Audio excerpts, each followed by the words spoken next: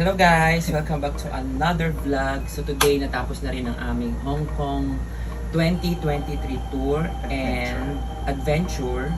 And ngayon ipapakita naman namin sa inyo kung ano nga ba ang mga naiuwi namin from Hong Kong. So this is our Hong Kong 2023 haul.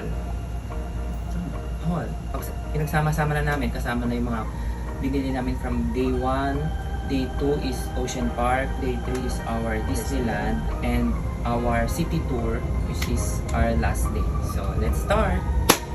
And then bago pala yun guys, isasama na rin namin dito yung mga binili namin pre-vacation. So yung mga, of course, we have to prepare some stuff na gagamitin namin during our vacation in Hong Kong. So, to start, kailangan namin bumili ng luggage. Bumili kami ng isang 7 kilo luggage or yung pwedeng ilagay sa compartment sa taas ng seating, sa taas ng upuan namin. Or hand carry, that's the perfect term. Kasi meron na kami existing 7 kilo hand carry na luggage. So bumili kami na. So ito guys, ito yung luggage na sinasabi ko sa inyo. Ayan. This is the Verage hand carry luggage na binili namin sa SM Santa Mesa. Oh yeah, SM Santa Mesa, Verage. And then, we opted to get the black color. Pero hindi siya super black, parang may tint siya ng gray.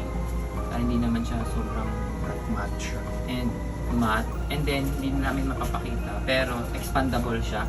Kunyari, nag-exceed na kasi 7 kilos and you opted to check in the baggage. Pwede yung extend, so mas marami kayong mailalagay. So, ito yon sa Verage. And then, isa pang binili namin guys, pre-vacation, is the... Tadang! This is the Insta 360 X3. It's an action camera kasi sabi ko, kailangan namin makakuha ng mga shots habang nasa rides sa Hong Kong. So, ito siya, na kinuha namin siya sa Glorieta. So, ito siya guys. And then, nakalagay na rin dyan. Nakalagay pa yung silicone cover niya. Ayan. And then, ganito siya pag isa-set up natin. Meron siyang lagayin sa baba. So, ito siya guys. Pwede na naman siyang hawakan ng sis. Oo, pwede. Pero mas maganda dito. So, ito siya guys. And then, nabilhan na rin namin siya ng mga accessories. Pero hindi ko masasama dito. Yung next na papakita ko is ito yung isang major na binili namin during our first day sa Hong Kong. So, binili namin siya sa central area sa Hong Kong. So, this is... Tadang! Now entering! Boosh! Ayan guys. So, this is the iPad Air in the color of blue. Tapos, meron na rin siyang case na binili namin kasama. Kinuha namin siya sa Apple Store Central sa may IFC Mall. Katapat siya ng Hong Kong Observational View. So, siya guys. And then, iPad Air Blue in the color of... Blue naman iPad Air in the color of blue, 256 gig. Kasi may option, ang pinag-iisipan namin ni Marty kung kukuha na kami ng iPhone 15. Kasi itong ginagamit namin na 12 Pro Max is halos puno na. Pero sabi ko parang okay pa naman yung mga phone namin. And besides that, meron pa kaming extra phone na 11. So sabi ko, why not iPad? And we opted na bumili na lang ng mas maliit na iPad kasi we have the existing iPad Pro pero puno na rin namin siya. So sabi ko, bili na lang tayo ng iPad na mas portable. So this one is the iPad Pro 12.9. And then this one is the iPad Air 10.9. Hindi ko sure kung... Basta parang yung mga 11-inch something lang. So, mas maliit siya guys. Ayan. Okay, so next natin guys is yung mga patos na binili namin. Kasi the shoes because nag-start na kami maging sneakerheads ni Marky. Akala mo na ba talaga? Pero, ang last na bili namin ng shoes is 2020 pa, which is yung Fila niya and yung Adidas ko na parati kong ginagamit. And then meron din kami isang New Balance na white.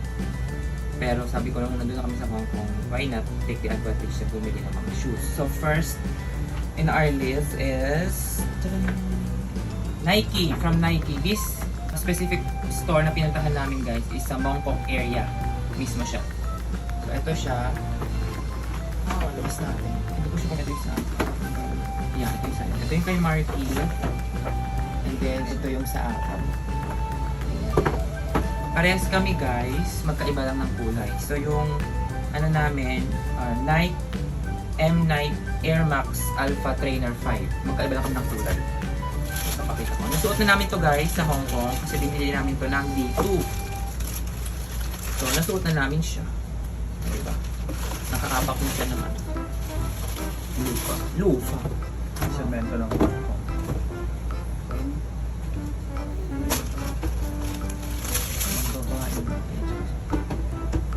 Ayan siya guys. Parehas na parehas. Magkaiba lang ng kulay. And of course, siyempre yung size. And then, ang maganda dito sa shoes na nagustuhan namin, sa likod, kung mapapansin nyo, may nakalagay na air. Sa left, sa left side, may air. And then sa likod, sa right, may max. So pag naglalakad kayo, kung sneakerhead din yung kasalubong mo or yung nasa likod mo, mababasa nito.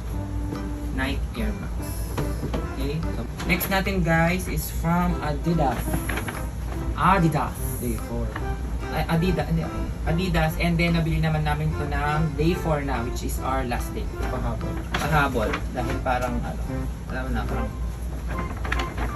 parang gusto rin namin makakuha ng Adidas to.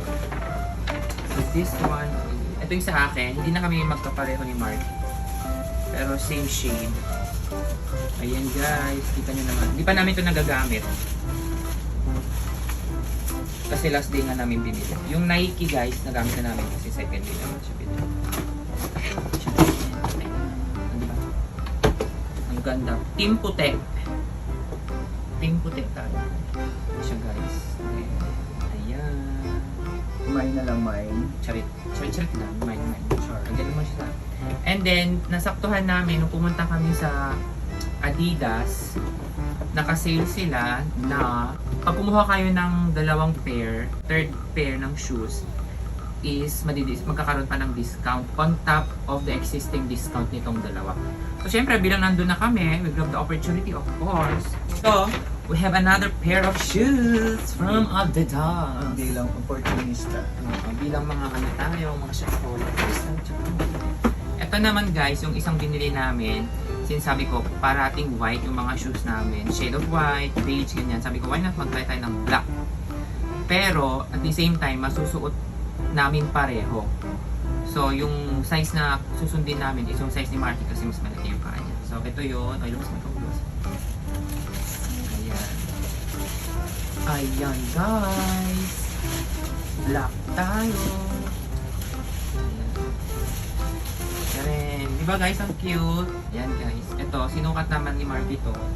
Siyempre, kung sino kasya niya, edi kasya ko din. Ayan. Next. So, tapos na yung mga sapatos. Pasok naman si... Ito naman guys, bumili kami ng bag. Para may magamit kaming bago sa mga pag naglalaro kami ng volleyball. So, this one is our volleyball bag, aka gym bag. Ito siya. Pero isa lang yung kinuha namin doon. Kasi, walang nagustuhan na design si Marky. Preferably, hindi siya fan ng white kasi nga dumigil. Pero ako nagustuhan ko to. Sana kung makahanap kami dito sa Manila ng ganitong design, pero ibang shade naman yung kulay. Kasi ito yung perfect na size para sa amin. Kasi may lagayan para magkasya yung shoes and then yung mga ibang gamit pa namin sa volleyball. So, ayun. Meron namang ibang designs kaming nakita doon guys. Kaso nga lang, iba na yung kulay. More on feminine side na. So ito siya and then marami siyang compartment. May secret compartment siya dito sa taas. Ayan. And then capacity niya guys is large. Basta nakalagay large. Ayan. Ayan. Diba? Team Putek. Lagay mo na doon. Next naman guys is mga ang tawag dito? Souvenir, picture souvenir. Ito ang souvenir namin sa Ocean Park. Ayan, ito siya, picture kasama sila Lynn, si Sam, and si Shell. So ito siya. And then may kasama na siyang frame na kumikinta. Ayan, dyan. And And then ito naman guys is picture namin. Since yung tour package na kinuha namin is may kasamang city tour, guide namin, may kasama siyang photographer na pinicturean kami during our stay sa Victoria Harbor. So ito siya guys. Tcharing! Ito siya. May kasama siyang plate na may picture sa gitna and then nakapalibot yung mga tourist attractions sa Hong Kong. And then ito naman is yung printed picture itself na merong frame. Maganda rin yung likod. And then maganda rin yung likod niya guys. Ayan, ito yung suot namin on our last day during our stay at Victoria Harbor. And then ito yung likod. Ito yung night ng Victoria Harbor. Night view. Okay. Next naman guys is yung mga stuffed toys na napamili namin. Pero ito muna, isa pang magandang souvenir guys. Pag pupunta kayo ng Disneyland, is bumili kayo ng eco bag. Etong eco bag na to is only 20 Hong Kong dollars, so times 7 na siya. Marami kami nakita doon ng mga Pinoy. As in, madamihan sila bumili nito guys. And then, buti na lang nasaktuhan namin na nakakuha pa kami ng ganitong size and ganitong print. Kasi ito yung mabilis na maubos. Nasa sold out siya, as in sobrang bilis niya. Kaya pala nagtataka kami ni Marky, pagpasok namin ng Disneyland, mostly ng mga tao nakapila na sa labas ng mga souvenir shops. Tataka kami, bakit ayaw nila mag-rides muna? Umpisa pa lang. Umpisa pa lang pala guys. Nakapasok pa lang. Nasa Ayan. souvenir shop na sila. Isang tip yun dapat. Kung naswertehan lang namin to, kasi yung isang design na nila is hindi na ganitong Disney characters. Specific Disney character lang siya, si Lina Bell. And then may sizes ito, pag yung small, $18. Pero kung ako sa inyo, kunin nyo na yung large, yung biggest size nila, which is 20 Hong Kong dollars. And then, ang kinuha namin, binili namin doon si Mickey Mouse. Ayan. Binili namin si Mickey. And then, ito si Mickey. Actually guys, maraming design doon na nakadamit si Mickey. Meron na kami nakita doon na nakapang Christmas, may pang graduation, may mga ganun guys. Pero, kinuha muna, since first time namin sa Disneyland, kinuha muna namin yung original Mickey Mouse. Ito yung smallest size na stuffed toy, pero may mas maliliit na yung kinakawit lang dito sa balikat. May magnet siya dito sa baba para parang nakaupo siya ng ganyan. Pero ito, awkward naman nang ilagay mo dyan. Pero ito yung pinakamaliit na stuffed toy na nandun. Kasi meron pang medium and then may large yung talagang pambata. And then guys, ang price ni Mickey Mouse na ganitong kalaki is 159 Hong Kong dollars. O, diba? Para next na pagbalik namin, si Minnie naman. Next. Isa pa na. Isa pa lang, no? And then, ito naman guys. And then, isa pang nakakatuwa guys, pag pumunta kayo ng attraction ng Disneyland. Actually, nakakita rin kami ng ganito sa Ocean Park, pero hindi kami kumuha. Pero ito, kung pumunta kayo ng Disneyland, meron silang mga maliliit na coin, parang ipe-press nila. Pero ito yung design, sino to? Si Pumbaa. Simone and Pumbaa.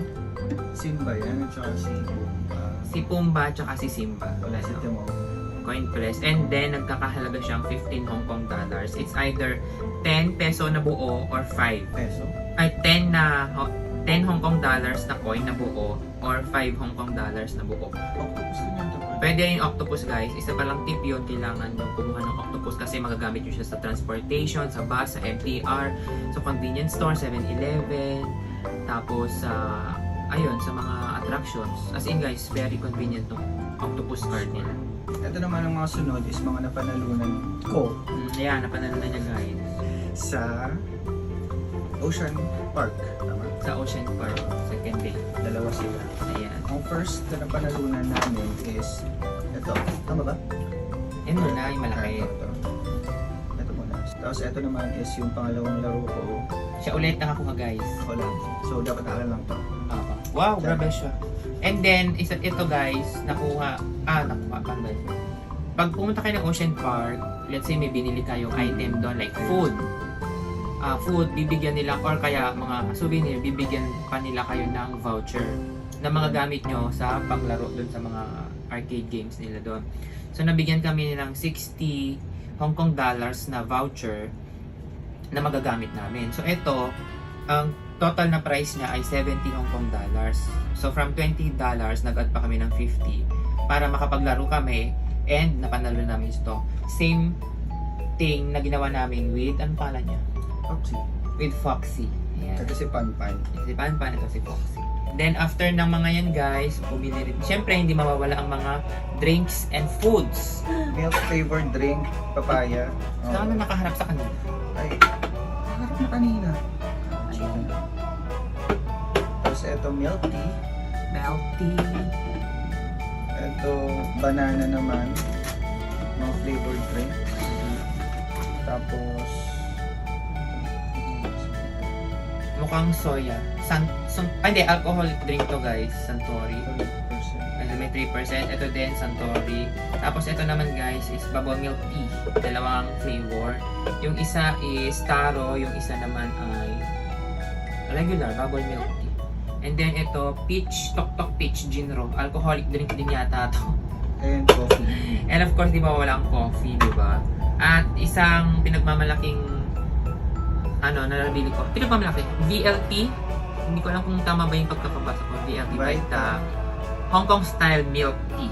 Ayan. Ito yung nakikita ko sa mga TikToker na mga vlogger na pagpunta ng Hong Kong.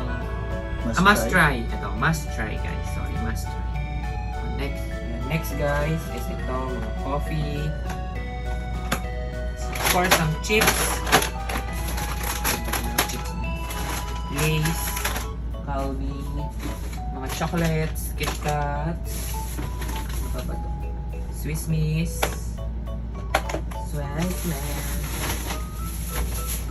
Miss, and then ito mga snacks. Ito pala guys is nakuha namin naman sa Don Quixote sa may TST area sa Kimberly Road. Ayan, ito siya guys. Doon namin siya nabili. Halo-halo to mga sweets, nuts, mga noodles. Ano ba to? Candies, chocolates. Ano ba to?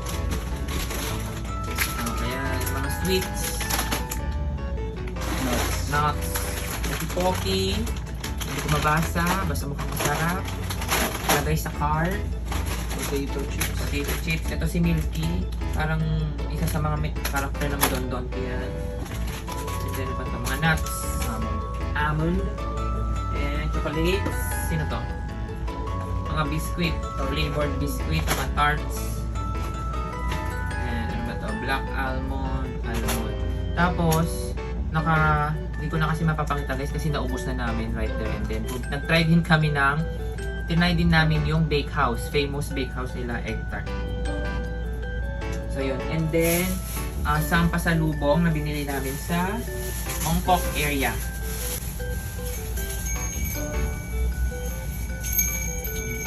Basta sa tunog guys, alam nyo naman siguro kung ano to, di ba? Doorbell. Ito.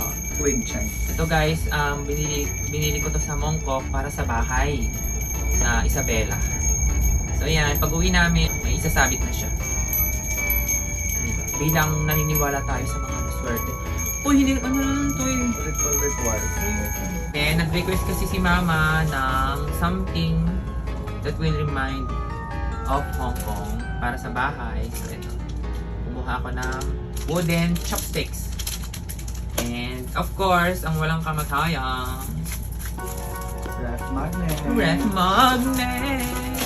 And lastly guys, ano pa pala? Ito, binili ko sa Ocean Park. Keychain siya. Penguin Keychain. Penguin. And then, ito, napanalunan din Panalunan ko dun sa games. sa games during our stay at the Ocean Park. Tapos, ito naman guys, mga cute ducklings na sticker. Kasi, while waiting for our tour guide to pick us up sa hotel lobby, bumaba muna kami dun sa baba sa ground floor ng hotel kasi merong mall doon. Naglaro muna kami ng mga arcade. Siyempre guys, pag pumunta kayo ng ibang bansa, habang nasa airport kayo, kung may mapansin kayong nagbibigay ng mga brochure, kuha kayo kasi maganda siyang souvenir also. Tsaka para malaman na din kung saan yung mga tourist spots. Tsaka, pupuntahan. Marami pa pala. Aside, nung hindi ko to kinukuha, hindi ko alam na may mga ganitong area din or mga tourist attraction din pala sa Hong Kong. So, pagbalik, magiging guide. So, pagbalik, magiging helpful siya para mapuntahan pa. And then, pag pumunta kayo ng Hong Kong, meron silang binibigay na goodies. Hong Kong goodies or Hong Kong e-vouchers. So, ayan, nakakuha kami. Tapos, ito yung mga iba't ibang iba't ibang ganito. Ano man tawag dyan? Meron sa Lama Island, of course, Disneyland, Legoland. Ito guys, hindi ko alam na meron pala nun, Waterworld. Ito, Mountain 360, babalikan natin yan. Ito, Madame Tussauds, babalikan din natin yan sa, sa The Big Tram. Ito, Noah's Ark, hindi ko alam na meron pala yan. Tapos ito, mga Heritage Fiesta. So parang sa atin, yung mga lumang bahay, ito parang ganun din, pinagsama-sama ng mga heritage houses nila. And then, ito, mga Discover Delights, yung mga restaurants, bars. Ito yung pinaka-destination guide, sama-sama. And then, ito isa din, gusto ko itong balikan. Rickshaw Sightseeing Bus. Yung parang nakasakay kayo sa double-decker na bus, and then yung sa taas is open. Tapos parang picture-picture, dadalhin nila kayo sa mga... tourist vibe. True. Tapos ito, Hong Kong water taxi. Pero sumakay kami ng ferry. On the first day, sumakay kami ng Star Ferry nila. Ito din, Tramomatic. Pero ang kinaibahan nito, ito yung bus powered by diesel. Ito naman guys is yung pinakaluma nilang transportation sa Hong Kong, which is Ding Ding Tram yung tawag nila. So, ganun din, double decker siya, open yung taas. Tapos dadali nila kayo sa mga sites sa Hong Kong. Tapos ito, electric yung nagpapa-under sa kanila. And then ito, Mira Place, parang one of, kumbaga sa atin, parang SM nila. Kasi marami kaming nakitang branch nito. Mira Place. And then ito yung pinagstayan namin na hotel guys, which is the Panda Hotel. Very accessible sa MTR station. And then, nakakabilib sa Hong Kong kasi sobrang ganda ng transportation nila, specifically yung MTR trains nila. Sobrang efficient, sobrang bilis, sobrang lamig. Ano pa? And then sobrang linis. Ayun. So ayun guys, so I hope you enjoyed our Hong Kong 2023 haul. And looking forward na kami for next year. For more. For more. Kung hindi man sa Hong Kong, maybe Ibang country. ibang country naman. Very Very country naman. Very Candy. Sana makilala nyo rin si Candy, guys. At si M. At si M. Ano pa kayo ng lalaki? Cool. Yung mga nag-tour na, alam kong kilala niyo si Candy. Yeah, yung The mga manager, nagpunta na ng Hong Kong, kung kilala nyo si Manager Candy, comment down below. Jewelry stuff. Alam niyo na yan. Alam nyo na yan, guys. So, that's it. See you on our next vlog. Bye! Magkaiba.